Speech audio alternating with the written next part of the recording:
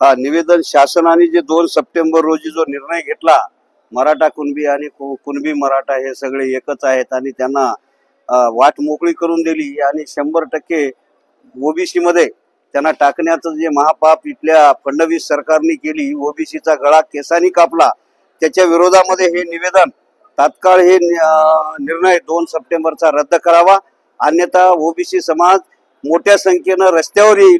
तुम्ही जर भिवून संघटनेच्या दबावाला भिवून जर असे कागदन GR काढत असताल, तुम्हाला अधिकार नसताना सुप्रीम कोर्टाने 2 वेळा फेटाळले आणि 4 आयोगांनी सुद्धा फेटाळले, खत्री आयोग असेल, बापट आयोग असेल, अनेकांनी त्याला विरोध केला आणि ते देता येत नाही। सुप्रीम कोर्टाने सांगितलंय कुणबी मराठा हे वेगळे आहेत। कुणबी ही शेतकरी शेती करणाऱ्या माणसाला आजही आपण कुणबी म्हणतो। कुणबी म्हणजे कुठली जात नव्हे, पण जाणून बुजून हे मनोवादी सरकार सगळ्यांचं आरक्षण हिसकावून घेण्याचा नाद लावून, आरक्षणाच्या नावाखाली सगळ्यात लढाया लावून आपली मजा मारण्याचा धंदा करत आहे। काल नांदेड जिल्हा ओबीसी संघटनेच्या वतीने सुद्धा निर्णय केला की यापुढे ओबीसी समाज ज्या माणसाला आम्ही मतं दिली, मोठं केलं आणि विधानसभेत पाठवलं, ते एक सुद्धा ओबीसीच्या बाजूने उभा टाकला नाही। या सगळ्यांचा समाचार येणाऱ्या सगळ्या निवडणुकात घेण्याचा निर्णय केलाय आणि त्यामुळे हे महाराष्ट्रातल्या सबंध तालुका तहसीलदाराकडे आम्ही हे निवेदन देत आहोत।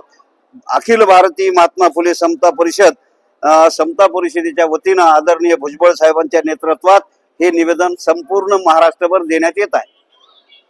मी नारायण आंबुरे, अखिल भारतीय महात्मा फुले समता परिषद नांदेड जिल्हा अध्यक्ष। आज आम्ही जे 2 सप्टेंबर रोजी GR निघालेला आहे, शासनाने 1 घंट्यामध्ये GR काढलेला आहे, तो पण 100% ओबीसी समाजाच्या विरोधात। त्याच्याबद्दल आज तहसीलदार साहेब कंधार इथे निवेदन देण्यात आले आहे।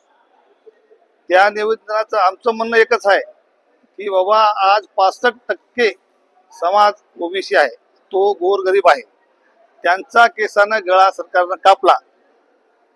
त्याच्याबद्दल आम्ही निवेदन दिलं आहे आणि आता पुढील दिशा आमची, जर भुजबळ साहेबांना सांगितलं किंवा आदेश दिला तर मुंबईचा चक्का जाम करून टाकू, एवढं बोलून म्हणजे 2 शब्द संपवतो।